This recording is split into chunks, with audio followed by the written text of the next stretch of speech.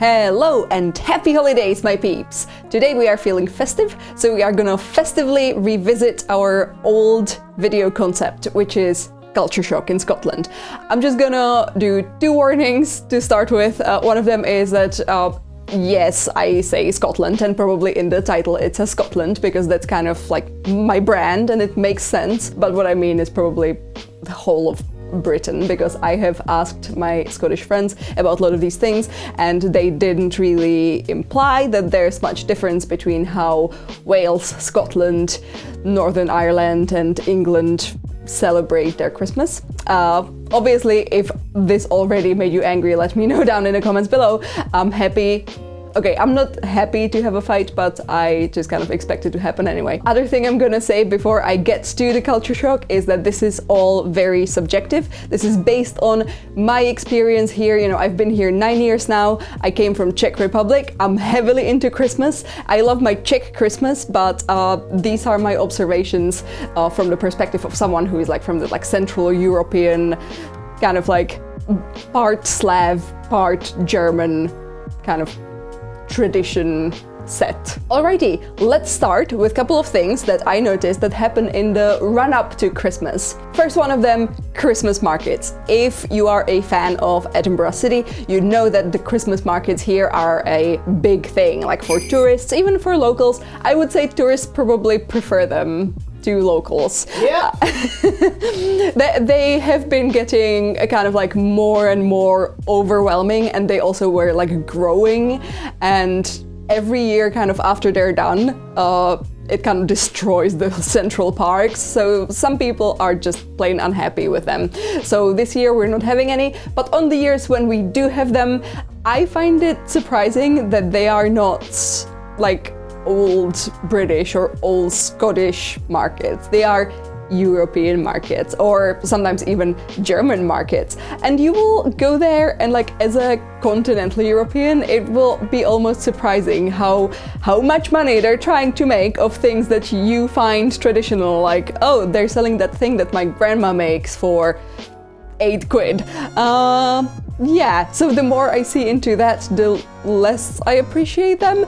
However, I am still not a Christmas market hater. Another thing is the Christmas ads. So I came here to study advertising, so I was instantly thrown into this like advertising war that happens every November when all the supermarkets and department stores suddenly roll out their extremely sentimental advertising on TV.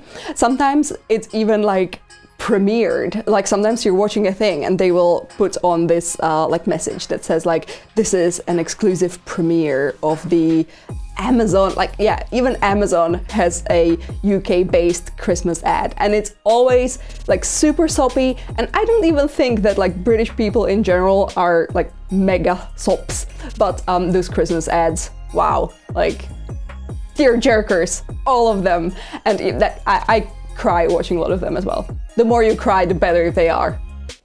Lean into it, just lean into it. Now I'm gonna go back to something that is kind of a bummer for me as someone from continental Europe, which is there is no St. Nicholas's Day. So back where I am from, but also in so many of the surrounding countries, there is something called St. Nicholas's Day, and it's usually on the 6th, or it's on St. Nicholas's Day Eve, so on like the 5th in the evening. And it's basically when St. Nick, who's kind of like the predecessor of Santa, comes into town and like visits kids, and you tell him a little poem or sing a little song and you get candy in return. In the Czech tradition, if you have been naughty, his friend the devil will put you in a big sack and take you to hell. So yeah, better learn those poems, kids. I just kind of like that it's this like middle point between this kind of like start of festivities and getting presents. So like kids don't get too impatient, because on the 5th you already get like all the candy and then you only have to wait for the toys and the gifts. I think it makes sense to just like keep the kids calm. Do you celebrate St. Nick's in your country? I would love to learn more. Let me know in the comments below, please. Now let's move to decorations. I find it slightly odd, but not bad at all, that in this country trees and like decorated Christmas trees go up basically on the 1st of December. I would say that this year they might have even gone up slightly earlier. I mean, like in people's houses, not in stores. Like that's probably even earlier than that.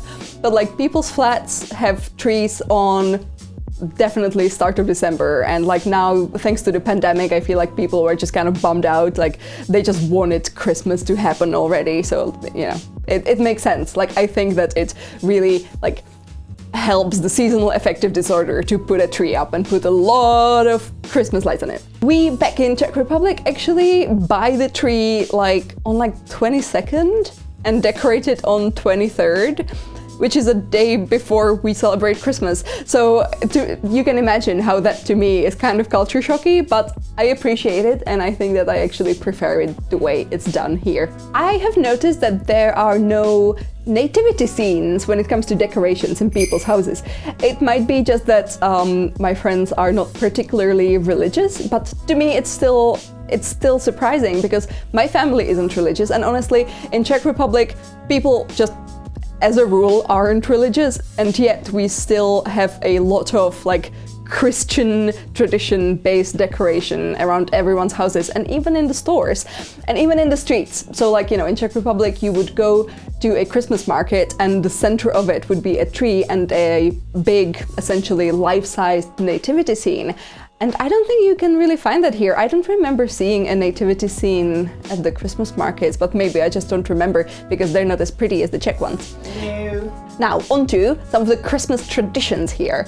So the most obvious one would be that Christmas here is the Christmas Day, 25th of December.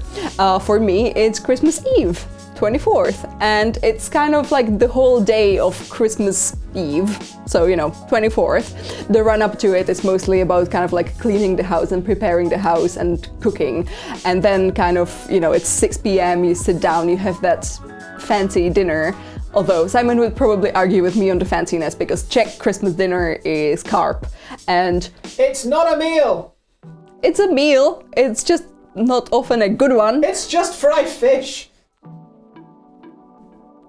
Well, in a landlocked country, that's a special thing. I think that way it has kind of like more magic about it. I think because like you have to wait all day and you're not allowed to have like any fun on the 24th. No fun!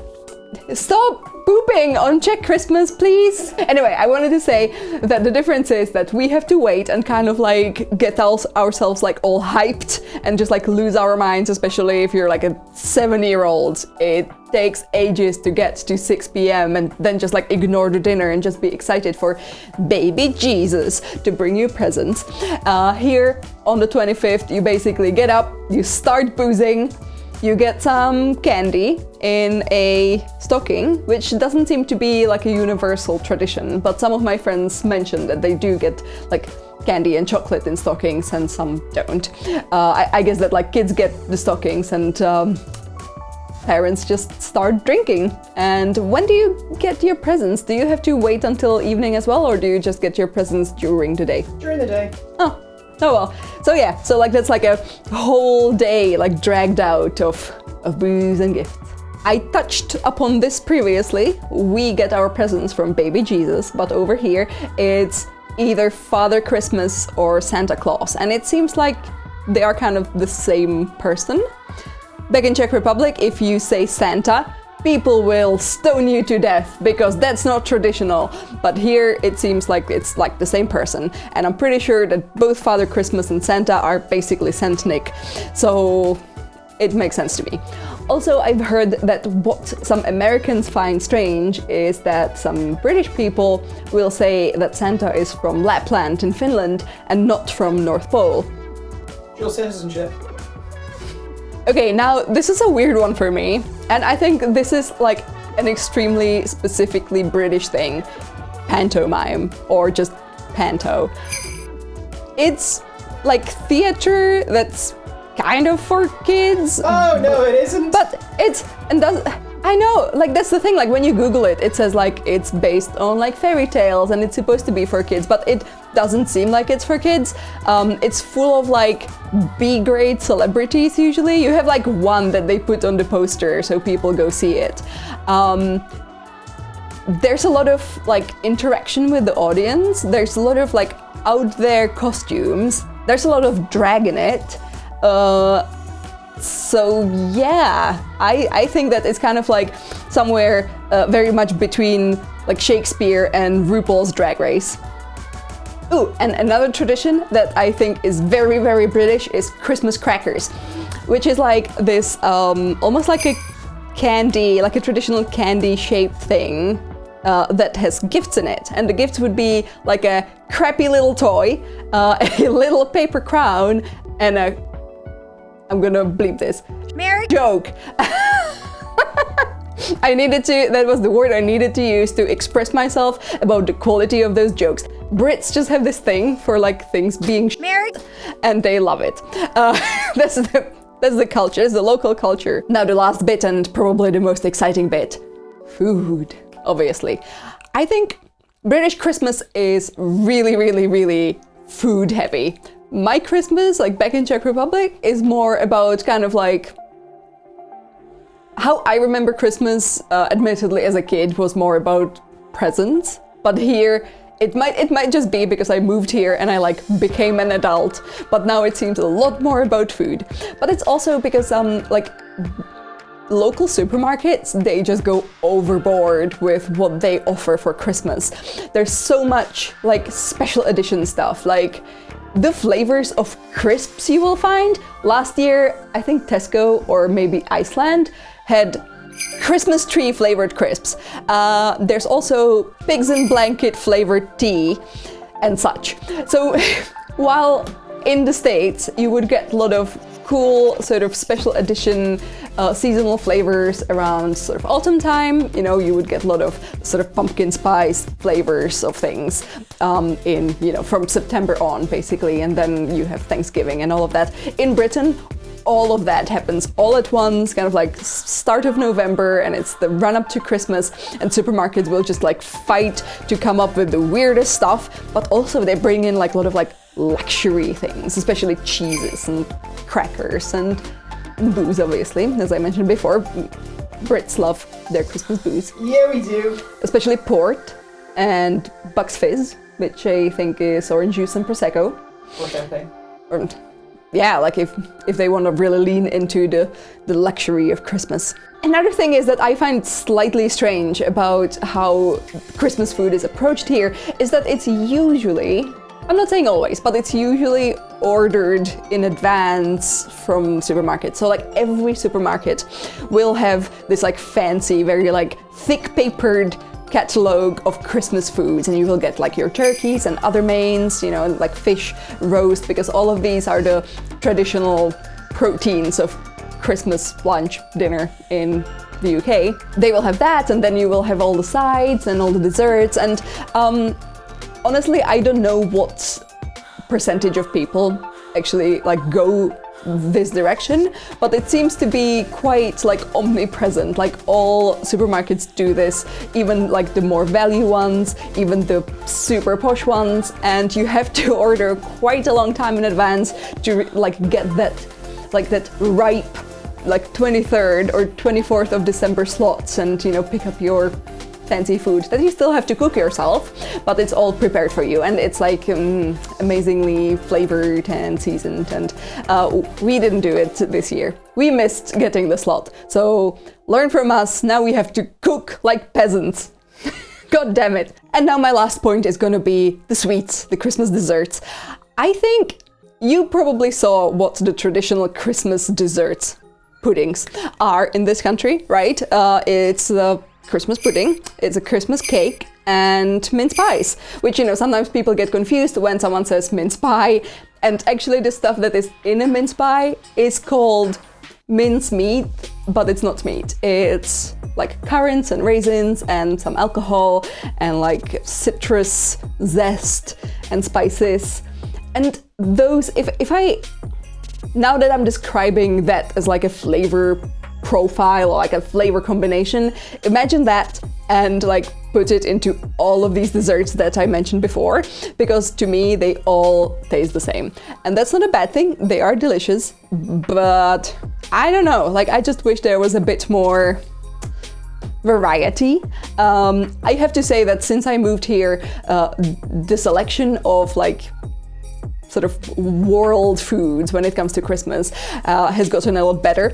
We go to Lidl a lot and they do have great stollen or stollen. Another thing is that in this country there doesn't seem to be much of a culture of Christmas cookies. I think that in America there is some of it, partially because America is such a great melting pot of basically all of Europe. So I think that in the US, or that's what I believe, that's what I imagine in my head, that in the US for Christmas you get like the best of all of the like what European cultures have been doing traditionally for Christmas, and I'm kind of jealous of that. I am trying to bring some of my own Czech Christmas culture into our own Christmas, and I do bake Czech Christmas cookies. I might show you some either in this video or in my next video if I'm not lazy to make it. But here I feel like the equivalent of Christmas cookies is these Christmas tubs of chocolates. Our favorite would probably be the Quality Street ones. This is 600 grams, and they used to be much bigger. There's like a Quality Street gate every year when they suddenly get smaller and smaller. I think it's still quite a lot of chocolate. I've already sent some out to my friends, so this is half empty. But you can tell that there's about, I don't know, there's like 12 varieties, and people get like very passionate about which one is the best. The purple one! Jesus Christ, you scared me! Okay, I would say my opinion on this is quite controversial. And one of my favorites is actually the coconut one, the blue one. Yes, I would say that if you had to pick one, if you're new to this country and it's holidays, and if someone opens up this tub to you, go for the purple one. That is the best. It has caramel and a hazelnut in it, and a nice chocolate. Okay, if you are a local, I would absolutely love to learn which one of these is the best and the worst, according to you and your expertise. That smells good, very sickly, but I am definitely gonna eat some after this. Yeah.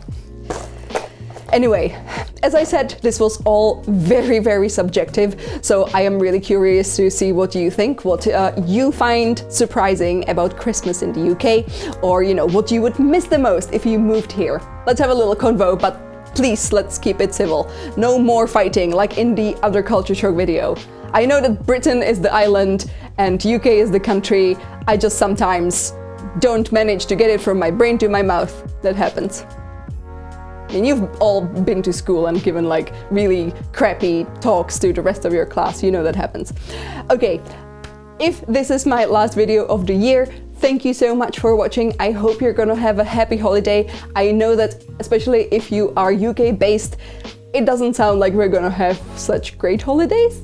And hopefully if you're in a different country, the rules are a bit more relaxed and you will get to see your family, and if not, you will have some super tasty foods. And if you're not even gonna have that, then just buy yourself something nice, for God's sake. Just make it nice for yourself. Just try. Before I go, I'm just gonna quickly thank you that we are almost at 10K subscribers, which is a big deal for me. Yay, thank you. It's all you're doing. You are great. Okay, I'm gonna definitely see you in 2021. It's gonna be a better one than 2020.